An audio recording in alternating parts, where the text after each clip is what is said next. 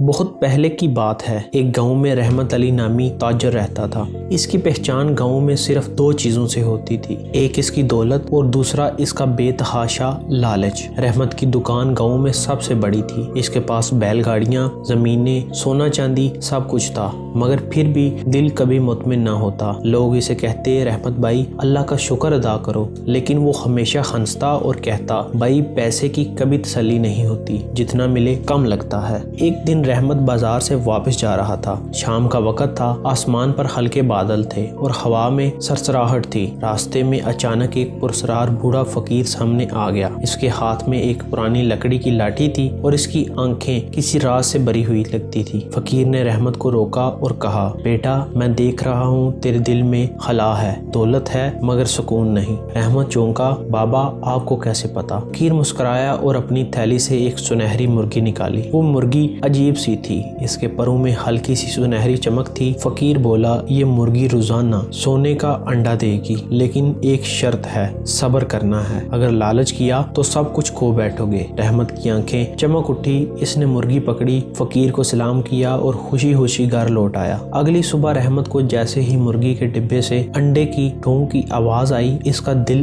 زور سے دھڑکا۔ جب اس نے دیکھا واقعی سونے کا انڈا ہے تو وہ خوشی سے پاگل ہو گیا۔ روز نیا سونے کا انڈا، روز نیا سونا، کچھ ہی دنوں میں اس کا خزانہ بھرنے لگا۔ گاؤں والے حیران تھے کہ رحمت اتنی جلدی امیر کیسے ہو گیا ہے۔ اب اس کا رہن سہن اور بھی شاہانہ ہو گیا، بڑے دسترخوان، قیمتی کپڑے، گاؤں کے سب سے لمبے بیل گاڑیوں کے جلوس، مگر لالچ کا کوئی انت نہیں۔ کچھ دنوں بعد رحمت نے حساب لگایا، اگر مرغی روز سونے کا انڈا دیتی ہے تو اس کے پیٹ میں نہ جانے کتنے انڈے چھپے ہوں گے۔ اگر آج ہی سب نکال لوں تو پوری دنیا کا امیر ترین آدمی بن جاؤں گا۔ یہ سوچ کر رحمت کی آنکھوں میں لالچ کی آگ بھڑک اٹھی۔ اس نے کسی کو نہ بتایا۔ آدھی رات کو مرغی کو لیا، تیز دھار چھری نکالی اور چھک کر کے مرغی کو ذبح کر دیا، مگر اندر کچھ نہیں تھا، نہ کوئی انڈا نہ کوئی خزانہ۔ رحمت کا دل دھڑکنے لگا، پسینے میں بھیگ گیا۔ مرغی مر چکی تھی اور ساتھ ہی اس کی خوشیوں کا خزانہ بھی ختم ہو گیا۔ مرغی کے مرنے کے بعد رحمت کی دولت دنوں میں ختم ہونے لگی۔ جو سونا جمع کیا تھا وہ کاروبار میں گھاٹے، قرضوں اور خرچوں میں بہہ گیا۔ اس کے دوست دشمن بن گئے اور گاؤں والے جو کل تک اس کی تعریف کرتے تھے اب اسے حقارت سے دیکھتے۔ کچھ دنوں میں ہی رحمت جو کل تک محل میں رہتا تھا اب فقیر کی طرح گاؤں کے کونے میں بیٹھا رو رہا تھا۔ ایک دن وہی بوڑھا فقیر پھر سامنے آیا اور بولا، میں نے کہا تھا بیٹا، صبر کا پھل میٹھا ہوتا ہے اور لالچ ہمیشہ برباد کر دیتی ہے۔ لالچ انسان کو اندھا کر دیتا ہے اور آنکھیں کھلتی ہیں تو سب کچھ